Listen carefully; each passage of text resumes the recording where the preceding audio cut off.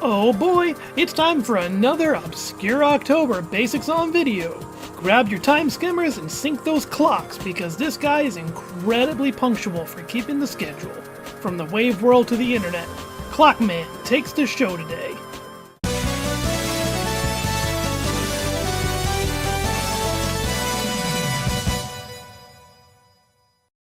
Like many robot masters, Clockman was a fan design that won a Design a Boss contest. Originally named Clock Genius, many believe this character to be based on Harlogium, a clock-themed constellation. This would be in line with the era, as the Starforce series was still strong, having its third installment just recently released. During the Capcom rework, his name was changed to Clockman.exe, as this would be a Navi and not some EM being. Though similar in name, Clockman isn't a reference to the boss duo from Rockman and Forte Challenger from the Future, Clockman, nor is he a Navi variant of Time Man. He's simply a fan creation that won a contest, and really fit the theme for the game he was made for. Rockman Operation Shooting Star! In the future era, past the events of Mega Man Starforce 3, a new NetNavi, Clockman, is developed with the abilities to affect time. Kinda crazy to think that Navis are still being developed, let alone with strengths such as time travel. Most of the ones we see are just standard, simple purposes, like changing the temperature, assisting you in card trading, or knocking people out with baseballs. Really, at this point, wizards seem to be all the rage, and really are successors to Navis. We're a wizard, Omega Sis. I wonder if the Navis can only battle in the Battle Network style, rather than the Starforce style? Maybe that's why this guy shows up in a Battle Network title. Questions for later.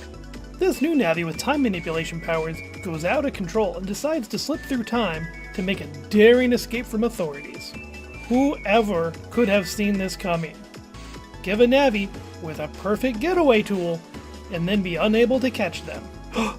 During this whole ordeal, Clockman is able to capture Harpnote by suspending her in a time station, and escapes 200 years to the past. His plan, and more so reason for going back this far, is to capture all the beautiful, not you, Navis and return to the present, where he can have a display of beauties, which is beyond creepy. Of course though, Geo comes to save his maybe girlfriend, and by teaming up with megaman.exe and Lan, they're able to undo the time traps placed by Clockman and take him down in one fell swoop. In exactly 3 minutes, this genius will delete you. This guy's a bigger nerd than Zack. Time's up for this clown. Battle routine, set! Execute! His personality is, as you would guess, punctual. He's obsessed with keeping things on time to his schedule, and thinks ahead in an unreasonable amount. Claiming a battle against the Megaman would only take him like 3 minutes. I mean, he's narcissistic, cocky, and obsessive, believing in himself to be God's gift to all the lady Navis. What time is it? Design time! Just look at this dude's head. Or knees. They're anywhere, really. He lives up to the name Clockman with all these time tellers glued to his body. Though honestly, what might seem overkill actually works. Navis are always a blow for glove for design, and Clockman surprisingly works. I kinda wish they had kept the floating shoulder clocks from his concept art, but that might have been too much. The sleek look just kinda works. What also works is this dude's moveset. Clockman rocks a sweet arsenal that plays well to the Battle Network fans, as well as paying homage to the Starforce fans. His most basic move is throwing a spinning clock dial that moves along the battlefield. A simple yet thematic move, perfect for distracting you from the giant clock behind you. This is his bread and butter for moves. Each time, get it, the clock hits a quarter-hour mark, Clockman will launch a new attack.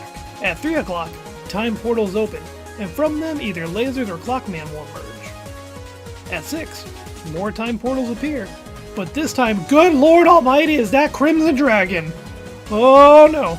Yeah, no biggie, just, the final boss from Starforce 3 creeping through. I can't imagine the panic that would set in there. No siree. At 9, once more time portals open and... Rogue. Man, that's not good. Both Crimson Dragon and Rogue? Rogue locks on and goes in for some slashes, before piecing out. I have to wonder if this is actually Rogue, or if Clockman is using like a Rogue SX battle card. More thoughts for later. Lastly, at midnight, or noon, the big old clock moves in and fires a massive beam. Quite the crazy arsenal here. Imagine if you pulled Nebula Gray, or even Lamu out of a portal. This guy has some serious untapped potential that I would fear to see in any future Mega Man game. Sadly, Clockman only exists for one scenario in one game that wasn't even included in the Battle Network Legacy Collection, nor was it officially localized. I'm really not sure why they didn't just toss this one in over Battle Network 1, but that's another conversation. Thanks to his power, he's feasible to return in any future game that might come out, be it another Battle Network, Starforce, or even some random crossover game like X-Dive. What do you think of the Time Genius Clockman? Let me know below! Special thanks to Megaquint for recording the Clockman scenario, and doing it with both Mega Man at that, as well as Coleman X and Megatroidvania, for doing some goofy voices you heard earlier. Tune in next week as we look at our final character, who's been waiting a long time. Till then, rock on!